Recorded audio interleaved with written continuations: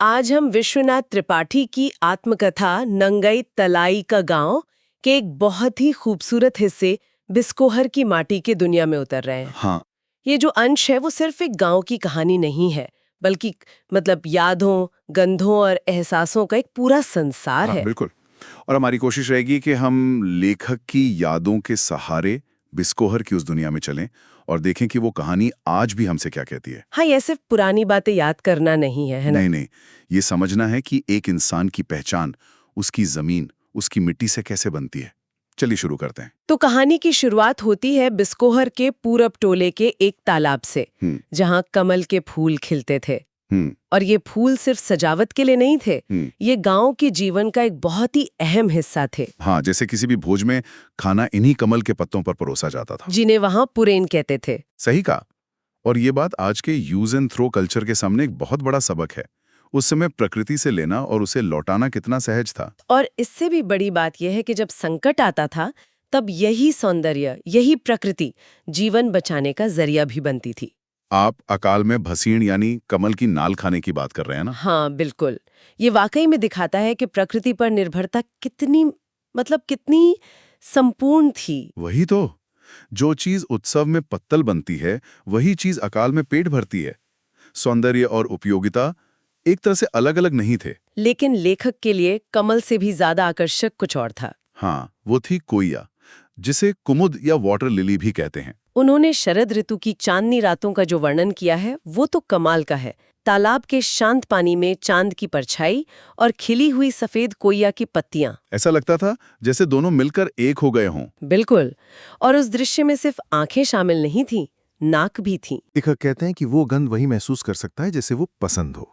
और उसी मौसम में सिंघाड़े भी आते थे। हाँ, और उनके सफेद फूलों की भी वैसी ही हल्की गंध होती थी। मतलब प्रकृति का एक पूरा ऑर्केस्ट्रा बज रहा था, रूप, रस, गंध सब एक साथ। और इसी मौसम में हरसिंगार के फूल भी थे, जिन्हें मालिंदाई पितृपक्ष में दरवाजे पर रख जाती थीं। लेकिन मुझे जो बात सबसे दिलचस्प लगी वो ये कि लेखक गुलाब या चमेली को छोड़कर तोरई, लौकी और भिंडी के फूलों को असली फूल कह रहे हैं। ऐसा क्यों? ये बहुत अच्छा सवाल है। मुझे लगता है यहाँ लेखक हमारी जो शहरी सोच है उसको चुनौती दे रहे हैं। अच्छा। हम फूलों को बस एक सजावट की चीज मानते हैं, उनके लिए फूल जीवन चक्र का हिस्सा थे। मतलब जिन फूलों के बाद सब्जी या फल लगते हैं, हाँ, जो आपका पेट भरते हैं वो उनके लिए ज्यादा असली थे। वो सौंदर्य को जीवन से अलग करके नहीं देखते थे। कि वो तेल जैसी गंध जो हवा में तैर रही हो, वो सिर्फ एक खेत नहीं है, वो एक अनुभव है, एक सेंसरी एक्सपीरियंस है पूरा।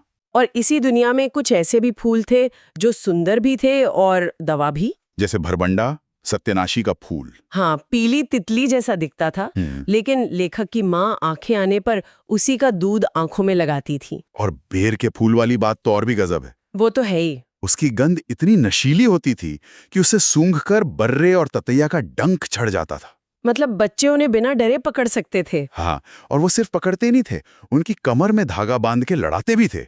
ये प्रकृति के साथ एक खेल था, एक रिश्ता था। ये जो प्रकृति के साथ जुड़ाव का रिश्ता है, लेखक इसी को और भी गहरे स्तर पर देखते हैं जब वो अपनी माँ को याद करते हैं। बिल्कुल। उनके लिए माँ की ममता भी प्रकृति का ही एक रूप थी। बिल्कुल। वो कहते हैं कि बच्चे का माँ का दूध पीना सिर्फ दूध पीना नहीं है, वो माँ से बच्चे के सारे संबंधों का जीवन चरित होता है। इस एक वाक्य में कितना कुछ कह दिया है। उस रिश्ते में स्पर्श है, गंध है, भरोसा है, सुरक्षा है और एक ऐसा स्नेह है जिसे शब्दों में नहीं बांधा जा सकता। ये कितनी बड़ी बात है। आज के दौर में हम जीवन की सार्थकता कितनी जटिल चीजों में खोजते हैं, और लेखक उसे एक इतने बुनियादी आदिम अनुभव से जोड़ रहे हैं। और इस ममता को समझाने के लिए वो फिर प्रकृति का ही सहारा लेते हैं।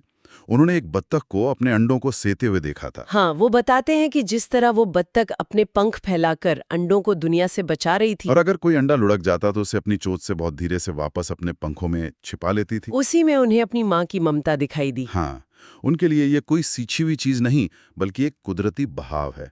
जैसे हवा चलती है, पानी बहता है, वैसे ही माँ में बच्चे के लिए ममता होती है। लेकिन फिर इसी प्राकृतिक प्रवाह में एक बहुत बड़ी रुकावट आती है लेखक पर, जैसा वो कहते अत्याचार हुआ। जब उनके छोटे भाई का जन्म हुआ, उन्हें माँ का दूध मिलना बंद हो गया और वो दूध कटाहा हो गए। एक बच्चे के लिए कितना बड़ा भावनात्मक झटका होगा। यह किसी भी बच्चे के जीवन का शायद पहला बड़ा बिछोह होता है। जिस माँ पर उसका एकाधिकार था वो अब बट गई, सुरक्षा का वो कवच अचानक हट गया। और इस अकेलेपन में उन्हें पड़ोस की कसेरेन दाई ने सहारा दिया। हाँ, वो उनके साथ कथरी पर, जिसे सुजनी कहते हैं, लेटकर चांद को देखते थे। 3 साल के बच्चे की कल्पना देखिए, उन्हें लगता था कि वो चांद को छू रहे हैं, उससे बातें कर रहे हैं। तो एक माँ से बिछुड़कर उन्होंने प्रकृति में, चांद में एक नया साथी खोज लिया। ये एहसास और अनुभव कितने मिले जुले हैं। इसी तरह बिस्कोहर के मौसम भी सिर्फ मौसम नहीं थे, उनके भी अपने मिजाज थे। बिल्कुल, जैसे गर्मी, चिलचिलाती गर्मी और लू। लेकिन उस लू से बचने के उपाय भी प्रकृति से ही आते थे। माँ कमीज में प्याज बांध देती थी। और लू लगने की सबसे बड़ी दवा थी कच्चे आम का पन्ना। आम को भूनकर या उबालकर उसका शरबत बनाया जाता। और फिर बारिश का आना, वो जिस तरह बारिश के आने का वर्णन करते हैं वो बहुत नाटकीय है। बारिश बस हो नहीं जाती, वो आती हुई दिखती है। हाँ, जैसे दूर से घोड़ों की कोई फौज दौड़ी चली आ रही हो। ये एक शहरी इंसान के लिए सोचना भी मुश्किल है। बिल्कुल, वहां बारिश एक घटना थी, एक आगमन था, और उसके भी 2 चेहरे थे। पहली बारिश में नहाने से फोड़े फुंसी ठीक हो जाते थे, ये मान्यता थी। लेकिन मुश्किलें भी थीं। कीचड़, गंदगी, बाढ़ का डर। और गीले कंडों के जलने से घर का धुएं से भर जाना। हाँ, लेकिन बरसात के बाद जो नज़ारा होता था वो शायद इन सब मुश्किलों पर भारी था। सब कुछ धुला पुछा, साफ सुथरा। तालाबों का पानी इतना नीला और साफ लगता मानो आसमान ही पानी में उतर आया हो। और खेतों में पानी ले जाने वाली छोटी छोटी नालियां, जिन्हें बरहा कहते थे। उनमें से जब पानी बहता तो एक मीठी सी आवाज होती थी। लेखक को लगता था जैसे चांदी की कोई धारा रेंग रही हो। ये प्रकृति में दिव्यता का एहसास अद्भुत है। लेकिन ये जादुई प्रकृति हमेशा इतनी शांत तो नहीं थी। इसमें एक डर और रोमांच का पहलू भी था। हाँ, खासकर सांपों का जिक्र जब आता है। सही। गांव के मेड़ों पर तरह तरह के सांप मिलते थे। कुछ विषीन थे, जैसे डोंडहा और मजगिदवा, जिन्हें मारा नहीं जाता था, वो भी पारिस्थितिकी का हिस्सा थे। लेकिन कुछ बेहद जहरीले भी थे, गोहुवन यानी कोबरा और घोर कड़ाइच। यहाँ भी लेखक एक अजीब बात कहते हैं। उन्हें सांपों से डर तो लगता था, पर एक अनजाने रोमांच के साथ उनकी प्रतीक्षा भी रहती थी। ये मानवीय मनोविज्ञान का एक बहुत ही सटीक चित्रण है। डर के साथ एक तरह का रोमांच और आकर्षण हमेशा जुड़ा रहता है, खासकर बचपन में। जो चीज आपको डराती है वही आपको खींचती भी है। बिल्कुल। और इन सब चीजों से लोक विश्वास भी जुड़े थे। जैसे फूलों की गंध से सांप, महामारी और देवी चुड़ैल का संबंध जोड़ना। हाँ, गुड़हल का फूल देवी का फूल माना जाता था। चेचक में रोगी के पास नीम के पत्ते और फूल रखे जाते थे। ये दिलचस्प है कि कैसे गंध, जो इतनी अमूर्त चीज है, उसे लोक जीवन में इतने ठोस डर और विश्वासों से जोड़ा गया था। शायद ये इंसान की हर चीज को समझने, उसे एक कारण देने की कोशिश का हिस्सा है। प्रकृति, इंसान, डर, विश्वास, ये सारी चीजें जैसे एक दूसरे में गुथी हुई हैं, और ये सब शायद लेखक के जीवन की एक सबसे गहरी याद में आकर मिल जाता है। हाँ, जब वो 10 साल के थे और उन्होंने एक स्त्री को देखा था। वो एक असाधारण स्मृति है। वो उम्र में उनसे करीबन 10 साल बड़ी थी, लेकिन लेखक को वो एक औरत के रूप में नहीं दिखी। नहीं, उन्हें लगा जैसे बरसात की भीगी चांदनी रात में जूई की खुशबू आ रही हो। वो उनके लिए जूई की लता बन गई चांदनी थी। ये प्रकृति और इंसान का कैसा मिलन है। मतलब वो इंसान में प्रकृति का सबसे सुंदर रूप देख रहे थे। आकाश, चांदनी, सुगंध, सब एक साथ। बिल्कुल। उन्होंने बाद में खुद लिखा कि सौंदर्य क्या होता है, जीवन का अर्थ क्या है, ये सब उन्होंने उसी एक स्मृति के संदर्भ में समझा। वो याद उनके लिए एक पुल बन गई। और सालों बाद उन्होंने हिम्मत करके उस स्त्री से कहा भी, जे तुम्हें पाई जाए ते जरूरी बोराई जाए। जो तुम्हें पा जाएगा वो जरूर ही पागल हो जाएगा। लेकिन यहाँ एक बात है जो मुझे थोड़ा चौंकाती है। लेखक इस सबसे खूबसूरत याद के साथ मृत्यु के बोध को भी जोड़ते हैं। सौंदर्य की शिखर पर मौत का ख्याल क्यों? ये एक बहुत गहरा मनोवैज्ञानिक सत्य है। जब हम किसी चीज को उसकी संपूर्णता में अनुभव करते हैं तो हमें अनजाने में उसकी नश्वरता का भी एहसास होता है। अच्छा। सबसे तीव्र सौंदर्य हमें याद दिलाता है कि ये पल, ये एहसास, ये व्यक्ति हमेशा नहीं रहेगा, और यही एहसास उस अनुभव को और भी कीमती बना देता है। तो इसका मतलब है कि लेखक के लिए हर बुनियादी एहसास, चाहे वो प्रेम हो, सौंदर्य हो या मृत्यु का बोध, वो सब कुछ बिस्कोहर की मिट्टी से ही उपजा है। एकदम। तभी तो वो कहते हैं कि उन्हें नारी शरीर से किसी इत्र की नहीं, बल्कि अपने गांव की फसलों और वनस्पतियों की गंध आती है। तालाब की चिकनी मिट्टी, भुने हुए गेहूं या भुट्टे की, खीरे की या पुआल की गंध। ये सब गंधें उनके लिए सौंदर्य का हिस्सा थीं। उन्होंने अपनी माँ और पिता की गंध का भी जिक्र किया है।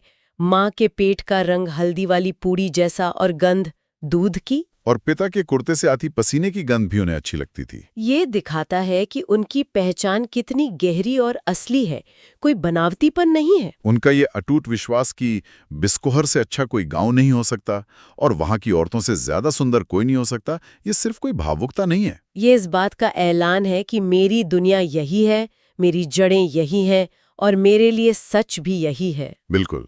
तो बिस्कोहर की माटी सिर्फ एक गांव का वर्णन नहीं है, ये इस बात की कहानी है कि हमारी यादें, हमारी पहचान और प्रकृति के साथ हमारा रिश्ता कितना गहरा और अटूट होता है। हाँ, लेखक की हर स्मृति, चाहे वो फूलों की हो, माँ की ममता की या बारिश की, हमें जीवन के मूल एहसासों से जोड़ती है। बिल्कुल, ये हमें बताती है कि इंसान सिर्फ विचारों से नहीं बनता, वो गंधों से, स्वादों से, स्पर्श से और अपने आसपास की दुनिया से बनता है। इस पूरी चर्चा के बाद एक सवाल मन में रह जाता है। लेखक ने सौंदर्य की अपनी सबसे गहरी स्मृति को मृत्यु के बोझ से जोड़ा है। यह सोचने पर मजबूर करता है कि कैसे हमारे जीवन के सबसे यादगार और खूबसूरत पल ही हमें जीवन के सबसे बड़े और अंतिम सत्य को समझने में मदद करते हैं। शायद यही कला का और जीवन का सबसे बड़ा मकसद है। नमस्कार, आज हम विश्वनाथ त्रिपाठी की रचना बिस्कोहर की माटी की गहन पड़ताल करेंगे। नमस्कार। और आज हमारा ध्यान पूरी तरह से परीक्षा के लिए जो महत्वपूर्ण प्रश्न है और उनके सटीक उत्तर, बस उन्हीं पर रहेगा। बिल्कुल, एकदम फोकस्ड अप्रोच। तो चलिए सीधे पहले प्रश्न से शुरू करते हैं। कोया किसे कहते हैं, उसकी विशेषताएं बताइए। देखिए, कोया, जिसे कुमुद या कोकाबेली भी कहते हैं, वो एक जलीय पुष्प है। जलीय पुष्प? जी। और इसकी सबसे बड़ी विशेषता है कि ये शरद ऋतु में खिलता है। अच्छा। पाठ में बताया है कि इसकी एक खास एक भीनी भीनी गंध होती है और जब चांदनी रात होती है तो इसकी पत्तियां चांद के अक्स के साथ मिलकर एक बहुत सुंदर दृश्य बनाती। समझ गई। अगला प्रश्न, बिस्नाथ पर क्या अत्याचार हो गया था? अपने छोटे भाई के जन्म के कारण बिस्नाथ को मां का दूध मिलना बंद हो गया। इसी घटना को लेखक ने दूध कटाहा होना कहा है और एक बच्चे के लिए मतलब ये एक गहरा भावनात्मक आघात था। एक तरह का विस्थापन महसूस हुआ होगा उन्हें। बिल्कुल। ठीक है, तो अगला सवाल इसी से जुड़ता है। लेखक बिस्नाथ ने किन आधारों पर अपनी माँ की तुलना बतख से की है? ये तुलना वात्सल्य और ममता के आधार पर की गई है। वात्सल्य और ममता? जी। जैसे बतख बहुत कोमलता और सतर्कता से अपने अंडों की रक्षा करती है, उन्हें सेती है। हाँ। उसी तरह का एक सुरक्षा का भाव, वही ममता, लेखक को अपनी माँ में नजर आती है। ये दिखाता है कि ममता का भाव प्राकृतिक और सार्वभौमिक है। बहुत सुंदर। अच्छा, पाठ में एक पंक्ति है कि फूल केवल गंध ही नहीं देते, दवा भी करते हैं। जी। ये कैसे? कुछ उदाहरण दे सकते हैं? हाँ, इसके तो कई उदाहरण दिए गए हैं। जैसे एक पौधा है भरभेंडा, जिसे सत्यानाशी भी कहते हैं। भरभेंडा, हाँ। उसका दूध आंख आने पर मतलब कंजंक्टिवाइटिस में दवा का काम करता है। अच्छा। और जैसे चेचक के रोगी के पास नीम के फूल और पत्ते रखे जाते थे ताकि इन्फेक्शन ना फैले। एक और बहुत दिलचस्प उदाहरण है कि बेर के फूल की गंध से ततैया का डंक झड़ जाता है। कमाल है, ये तो सच में प्रकृति से जुड़ा हुआ ज्ञान है। जी। तो चलिए अंतिम प्रश्न पर आते हैं। पाठ में गर्मी और लू से बचने के क्या उपाय बताए गए हैं? इसमें भी प्रकृति से ही उपाय लिए गए हैं, जैसे धोती या कपड़े में प्याज बांधकर बाहर निकलना। हाँ, ये तो मैंने सुना भी है। दूसरा, कच्चे आम का पन्ना पीना, और अगर लू लग जाए तो उसी पन्ने को शरीर पर लेपना भी। अच्छा। और कच्चे आम से सिर धोने का भी जिक्र है। तो इस पूरी चर्चा से ये तो साफ है कि कहानी में मानवीय भावनाओं और प्रकृति के बीच एक बहुत ही गहरा अटूट संबंध दिखाया गया है। बिल्कुल, वो दोनों अलग नहीं है, एक ही जीवन का हिस्सा हैं। और ये बात हमें सोचने के लिए एक बिंदु भी देती है। जी जरूर। सोचने वाली बात यह है कि कहानी में ये जो पारंपरिक ज्ञान वर्णित है, जैसे फूलों से इलाज या मौसम से बचने के देसी नुस्खे, आज के वैज्ञानिक युग में इनकी क्या प्रासंगिकता है? क्या ये सिर्फ पुरानी कहानियों का हिस्सा बनकर रह गए हैं, या इनमें आज भी कोई ऐसा गहरा सत्य छिपा है जिसे हमें फिर से खोजने की जरूरत है?